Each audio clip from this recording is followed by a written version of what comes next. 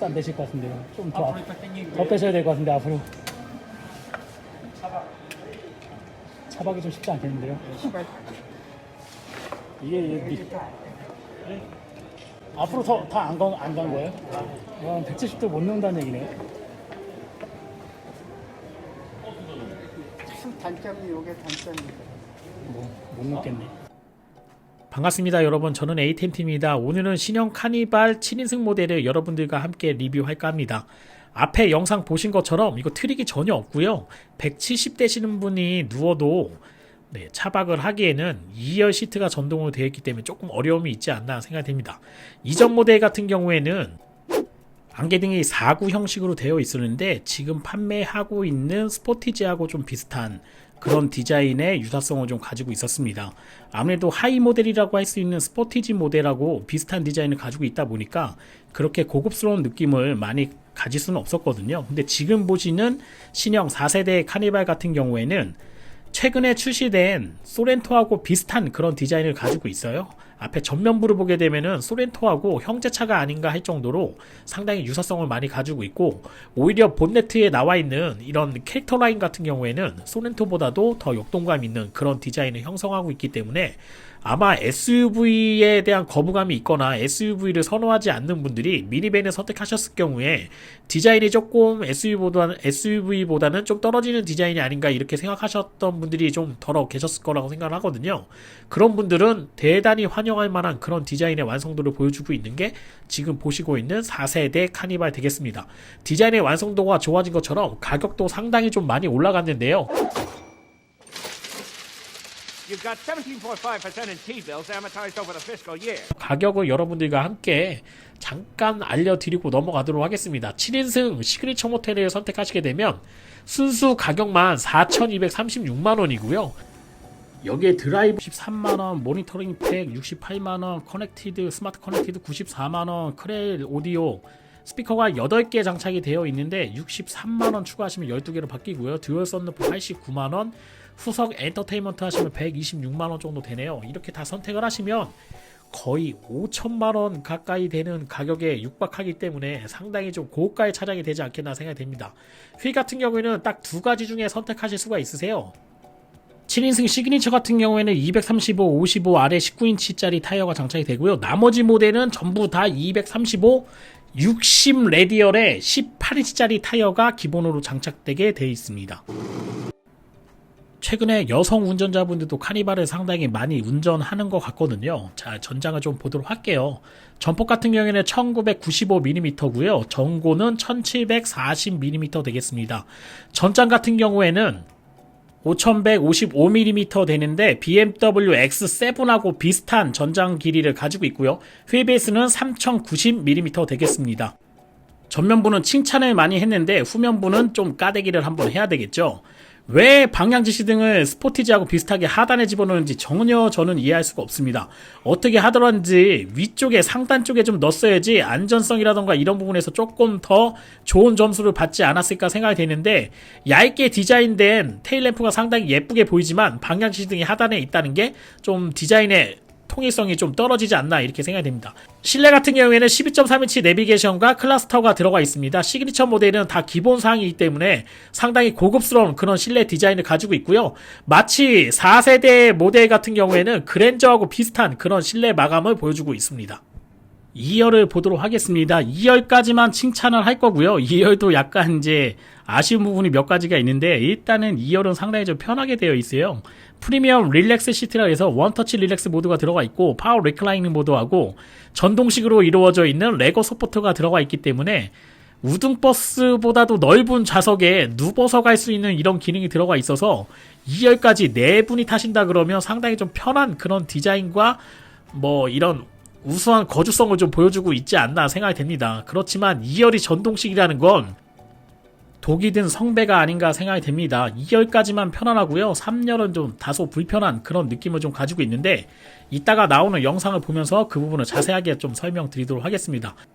2열도 마냥 편한 건 아닌 것 같습니다. 지금 보시는 것처럼 레버로 되어 있는 부분이 두 개가 하단에 장착이 되어 있는데 이 부분을 좀 의아하게 생각하시는 분들이 많이 계실 것 같아요. 앞쪽에 있는 레버 같은 경우에는 앞뒤로 움직일 수 있는 버튼이 장착이 되어 있고요. 방금 전에 제가 당겨봤던 그 레버 같은 경우에는 좌우로 움직일 수 있는 레버가 장착이 되어 있는데 보통 제가 일반적인 SUV라던가 미니밴을 상당히 많이 경험했을 때 좌우로 움직이는 그런 버튼은 존재하지 않았던 걸로 제가 기억을 하고 있거든요. 왜 이 차가 좌우로 움직이는 버튼이 존재하고 있는지에 대해서 자세하게 좀 설명을 드리겠습니다. 7인승에 장착되어 있는 프리미엄 릴렉션 시트 원터치로 누르게 되면 릴렉션 모드가 되죠. 뒤로 누워지는 모드가 있고요. 파워 리클라이닝 모드라던가 파워 레그 서포트라 해서 다리 받침대가 나오는 그런 옵션이 장착되어 있는데 시트가 정상 위치에 있다면 작동하지가 않습니다.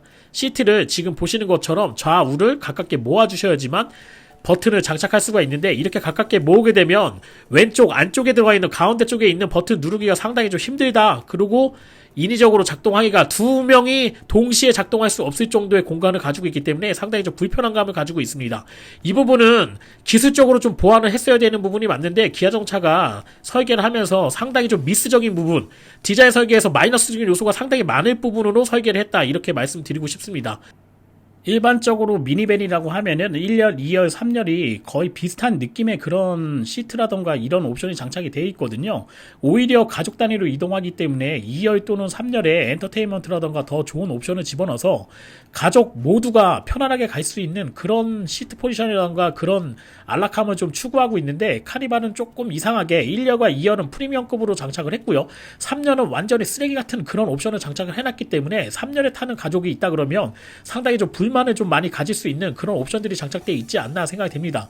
저는 일본 차를 옹호하는 사람은 아니지만 시에나를 언급하지 않을 수 없겠습니다.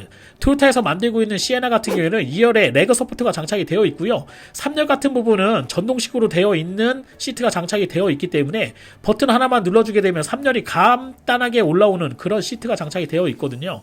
근데 지금 카니발 같은 경우에는 2열까지는 상당히 넓은 시트 포지션을 가지고 있죠. 제가 지금 앉아본 영상을 여러분들께 보여드리고 있는데 2열까지는 정말 뭐 어떤 차하고 비교할 수 없을 정도 넓은 그런 시트 포지션을 가지고 있고 전동식으로 올라오는 파워 레그 서포트가 상당히 좀 편안한 느낌을 주지만 이런 옵션에 비해서 3열에는 옵션이 다소 떨어지는 게 아닌가 생각이 됩니다.